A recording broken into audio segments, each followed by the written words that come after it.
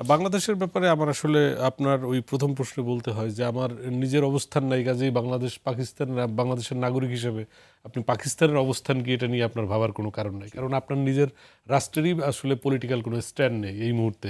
আপনি পক্ষে না বিপক্ষে, ইভেন আপনি কি মৌন সেটাও আমরা বুঝতে পারছি না, অর্থাৎ জনগণ বুঝতেছে না। কারণ আপনি দিন আগে প্যালেস্টাইনের জন্য যেটা বললাম যে বিশাল জমায়েত করলেন, তৌহিদি জনতা করলেন, রাজধানীতে বেশ কয়েকবার জমায়েত হলো, কিন্তু সেই প্যালেস্টাইনে যা কিছু হচ্ছে তার পিছনে মূল ক্রীড়ানক হচ্ছে ইরান।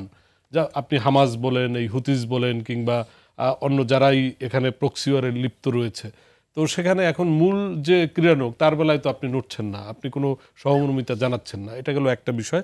বাট বাংলাদেশের বেলায় যেটা শঙ্কার ব্যাপার সেটা হচ্ছে কি আপনি কয়েকটা পার্ট, তো এর মধ্যে সবচেয়ে বড় যেটা আপনার প্রাউডের জায়গা সেটা হচ্ছে আপনার রেমিটেন্স, আপনার অর্থাৎ ম্যান পাওয়ার, আপনার এক্সপোর্ট করি যারা আমাদের যে শ্রমিক ভাইরা আছে, এবং এখন একটা বিগ পোর্শন বোনরাও রয়েছে, এবং এইটা হচ্ছে উইদিন দ্য আপনার মিডল ইস্ট, এটা অ্যামাউন্ট অনেক হিউজ বলতে পারি আমরা, মোর দ্যান 70 লাখ।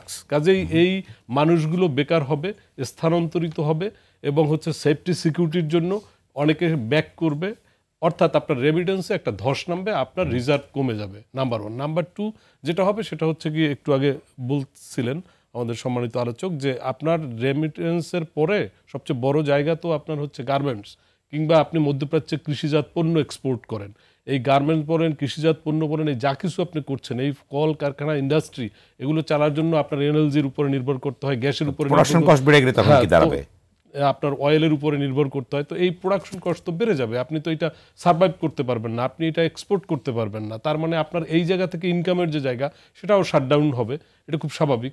কাজেই এই রকমের বহু চ্যালেঞ্জ রয়েছে আপনার, এবং ইন বিটুইন দ্য কান্ট্রি অর্থাৎ ডোমেস্টিক যে পলিটিক্স সেটাও তো একটা ভালনারেবল অবস্থায় আপনি রয়েছেন। কাজেই আপনার সামনে অজস্র সংকট রয়েছে। বাট আমি যেটা বলতে চাচ্ছি যে সেটা হচ্ছে যে একদম সংক্ষেপে বলতে গেলে এই পুরো ইস্যুর মূল বিষয়টা হচ্ছে যে এখন একটা স্কাই ব্যাটেল আমরা এটাকে বলতে পারি, যে এই স্কাই ব্যাটেলে নতুন করে যে ফেনোমেনন, এই ফেনোমেননে আপনার ইরান তাও যতটুকু রেসপন্স করেছে কিংবা প্রতিঘাত করেছে, অন্য কোনো রাষ্ট্র সেটা করার মতো তার ওই এফিসিয়েন্সি নেই।